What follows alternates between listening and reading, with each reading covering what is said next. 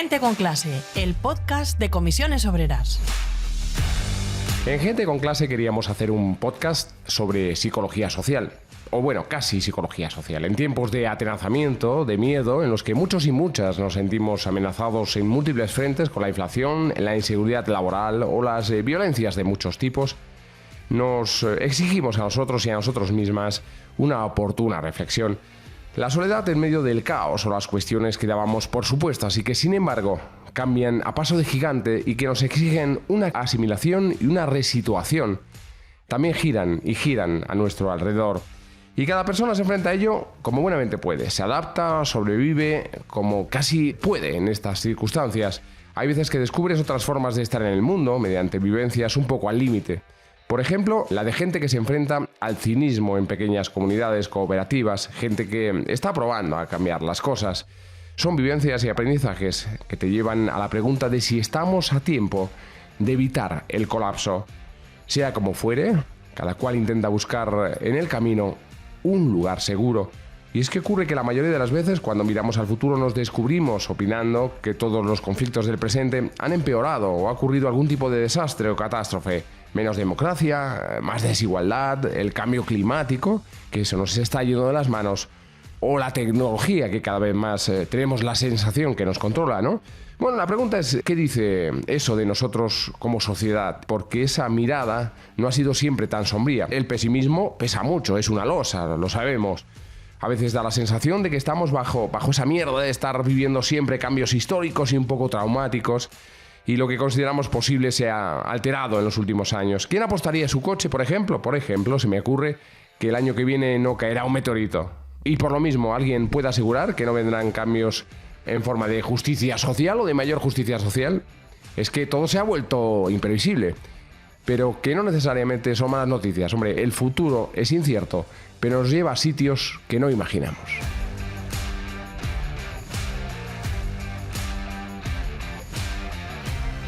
¿Qué tal? ¿Cómo estás? Bienvenido y bienvenida a otra cita de Gente con Clase, el podcast de Comisiones Obreras. Saludos de José Julio Alonso, que te advierto sigue siendo pobre y tiene necesidad de trabajar, y de Marino Guardia, a los mandos de este Enterprise sonoro.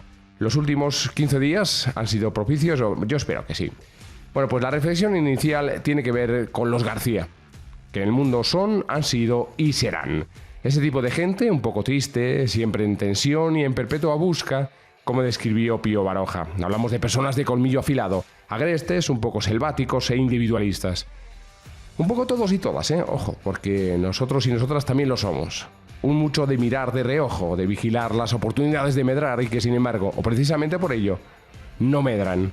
Estos García a los que me refiero son los protagonistas de la última novela de Isaac Rosa, Lugar Seguro, que es el motivo que nos lleva a hacer un podcast de Gente con Clase muy cercano, a lo dicho, a la psicología social.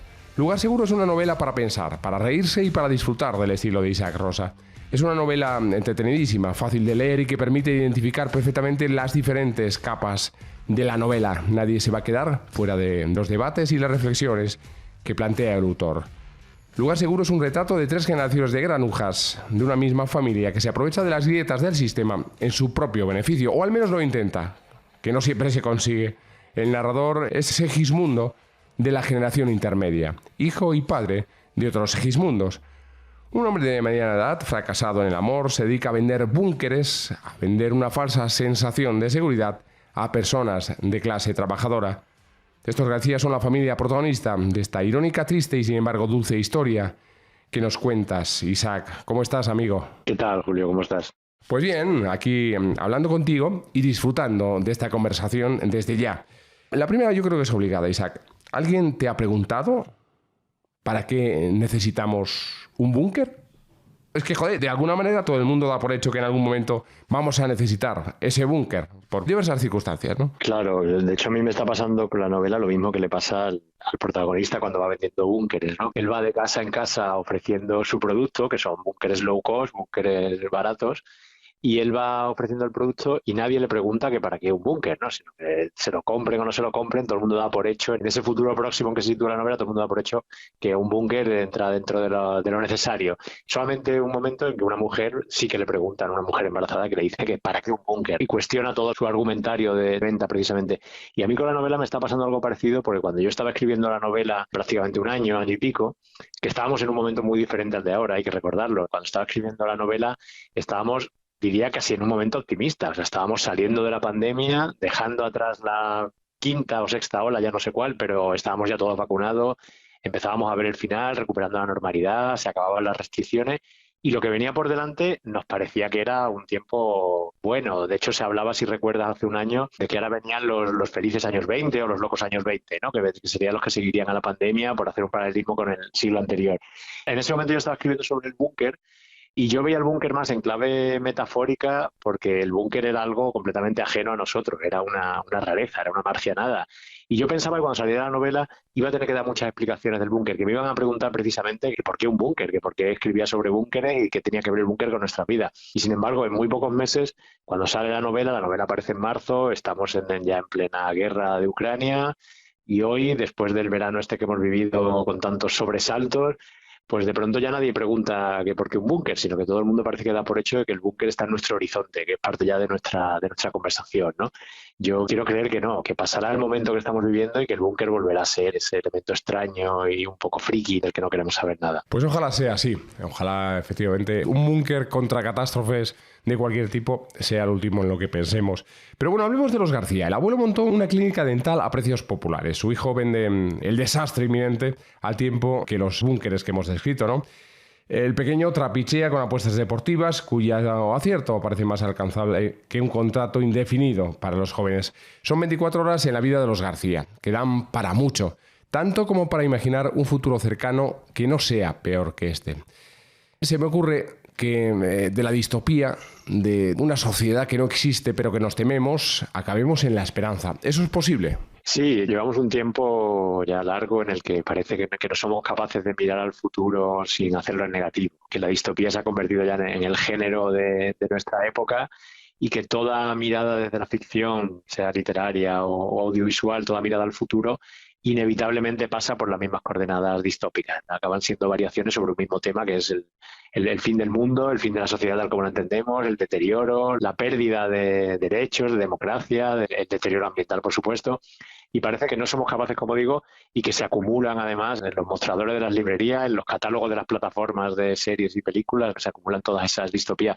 Y yo creo que empezamos a estar ya cansados de tanta distopía, que necesitamos además otras miradas al futuro, que necesitamos en efecto un poco de esperanza y que ese cansancio, esa fatiga distópica, que me gusta a mí llamarla, desde la que yo escribía la novela, pues seguramente va a tener consecuencia y va a hacer que va a tener una especie de efecto rebote y que vamos a empezar a ver cómo salen nuevas ficciones que miren al futuro de otra manera, que miren al futuro con esperanza. Fíjate que ha salido hasta hace poco una campaña institucional, no sé si la has visto, del Ministerio de la Agenda 2030, ¿no? y Derechos Sociales, que es una campaña que con anuncios en prensa, en radio, en televisión, cuyo lema es basta de distopías.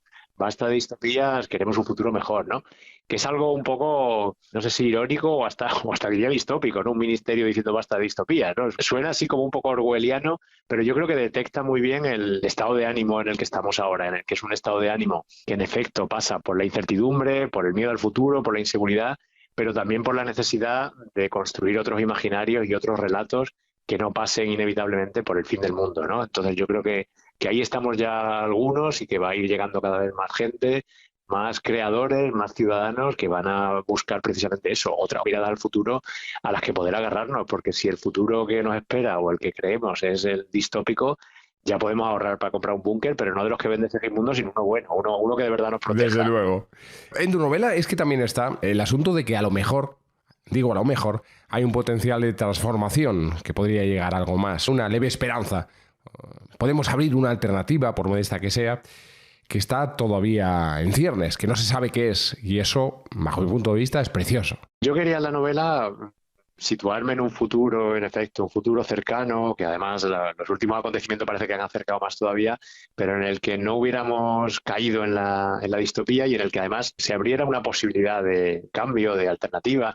romper un poco, impugnar el lema ese que llevamos grabado desde hace ya varias décadas de no hay alternativa, que parece que no hay alternativa al sistema actual, a la forma de organización social, al capitalismo.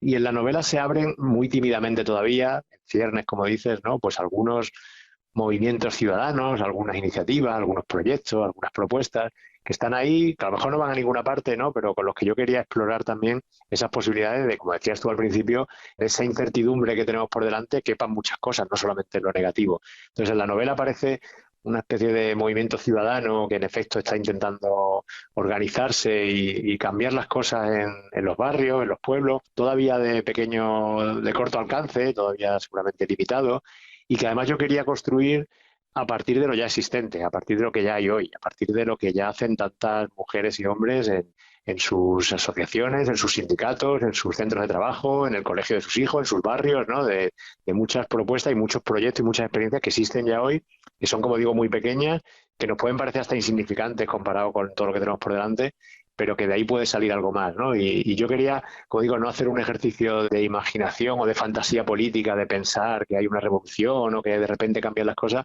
sino dejar que corriera un poco esa vía, ¿no? De ese otro carril que es alternativo, ¿no? Y ver a dónde puede ir. Lo que pasa es que en la novela todo eso nos lo cuenta alguien como Segismundo García, que no cree en las posibilidades de transformación, que no cree en las posibilidades de acción colectiva y que lo ve todo en clave negativa y que nos lo cuenta en negativo también, ¿no? Claro. Esa es la gracia, los distintos planos éticos o morales desde los que planteas ese futuro que es presente, ¿no?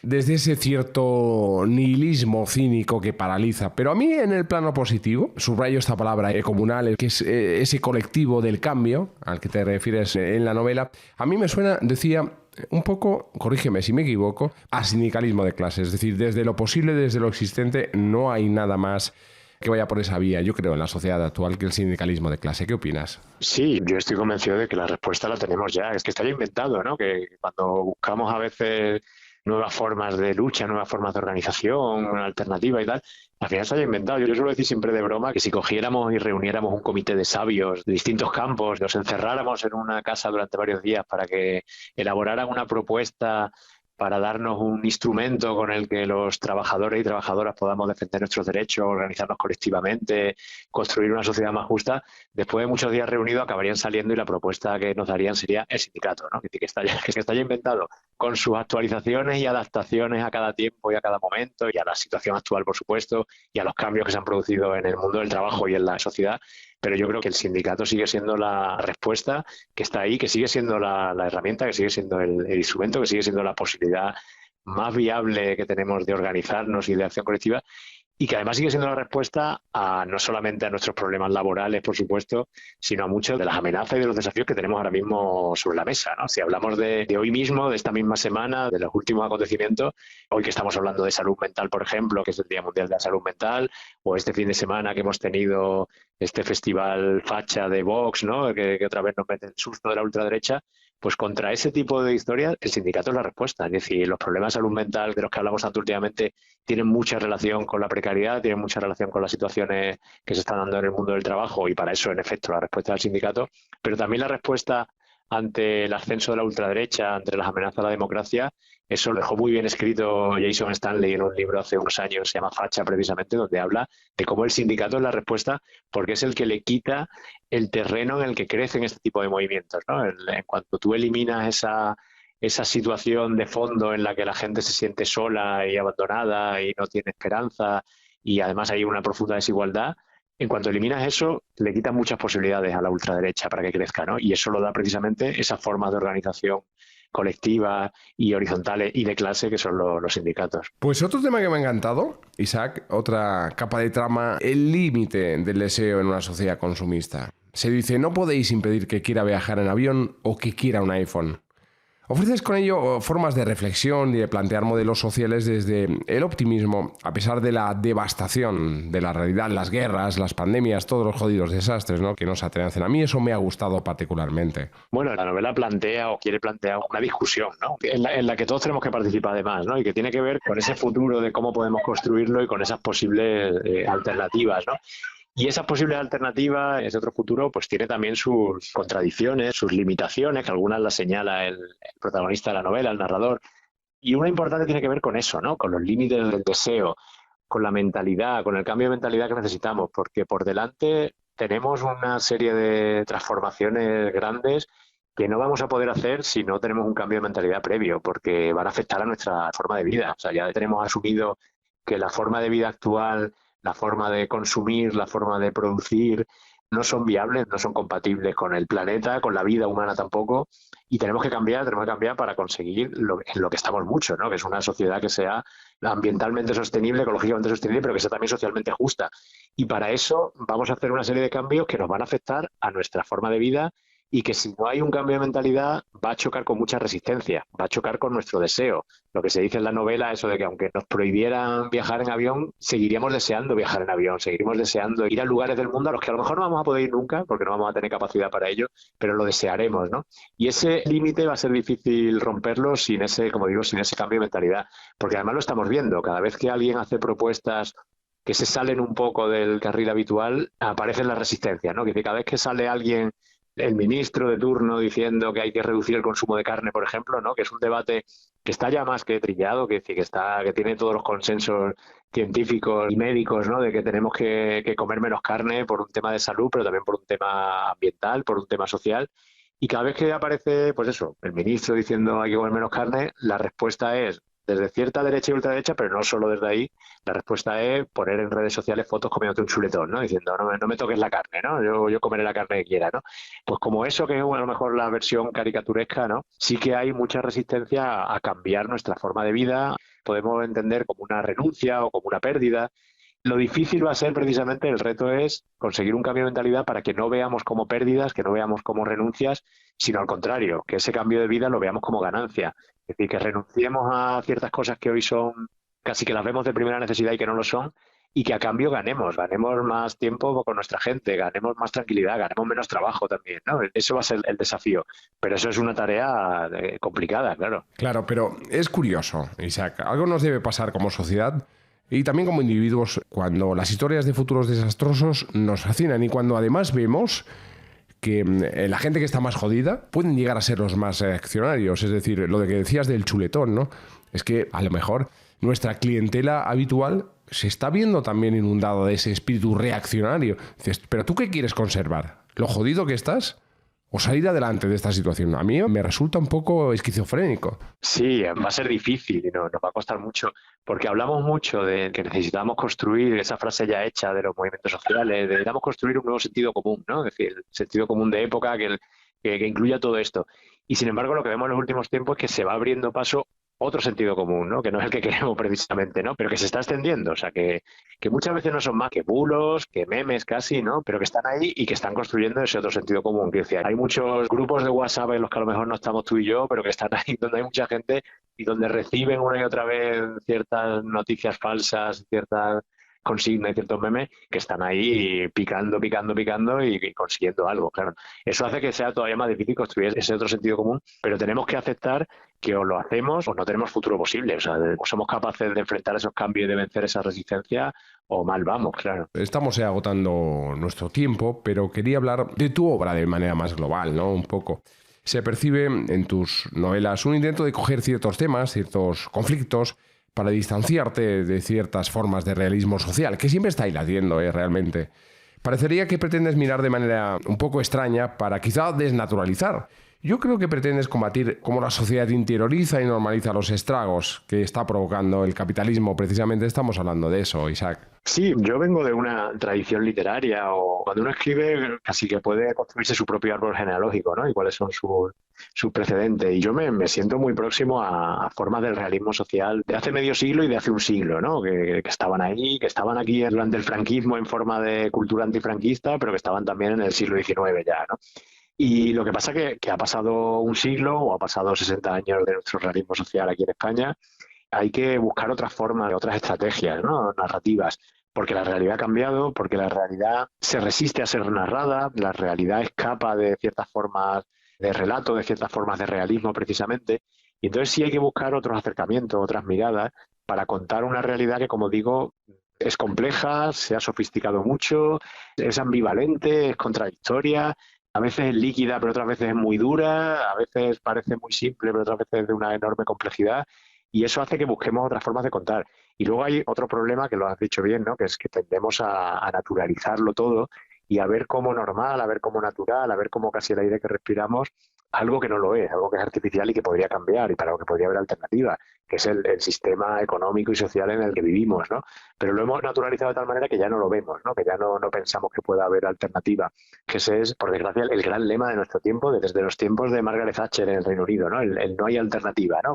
Y lo hemos interiorizado y frente a eso, pues lo que hay que insistir es en mostrar lo que la realidad tiene en efecto de extraña, de nada normal, de nada natural, de algo que está ahí y que podría ser de otra manera y que por tanto cabe la alternativa. Claro, tú en ese sentido propones otras formas de activismo y de resistencia en algunas de tus obras. En Final Feliz, por ejemplo, hablabas desde un segundo plano de la trama de una huelga de colaboradores freelance de prensa. Bueno, no hay nada más actual que esas cosas, ¿no? Es verdad que es una realidad cambiante, pero hablas desde el plano de lo real. Sí, yo desde hace años intento trabajar con algo que me interesa mucho en la literatura, que es la imaginación, pero la imaginación política, la imaginación colectiva, la imaginación que no es solamente la imaginación del autor en su creación, sino la que interpela a los lectores y tiene consecuencias sobre nuestra vida y sobre nuestra forma de estar aquí.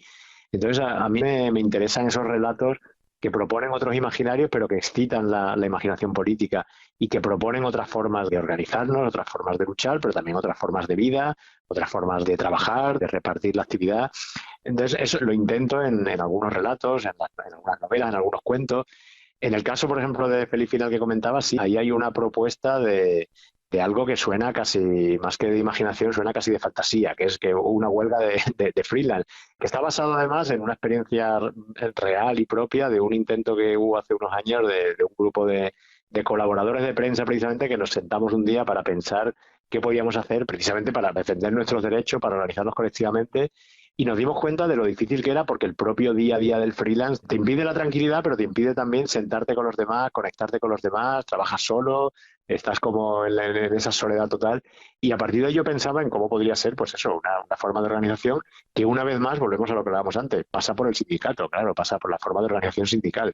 Pero como eso, yo he ido dejando en algunas novelas y en algunos cuentos, como digo, algunas historias secundarias, pero que pasan siempre por lo mismo, por las posibilidades de organización, por las posibilidades de lucha con las que ni siquiera contamos, que damos por perdida y que sin embargo están ahí, que dependen de nosotros. Pues nada, Lugar seguro, de Isaac Rosa. Yo de verdad, si quieres pasar unos ratos muy amenos, divertidos y disfrutar de una lectura que te lleva a varias cosas como afluentes que van sumando, yo os invito a todas y a todos a que cojáis la novela de Isaac y la devoréis, que es lo que se hace con sus trabajos. Isaac, ha sido un placer, de verdad, contar contigo en Gente con Clase. Muchas gracias. Muchas gracias.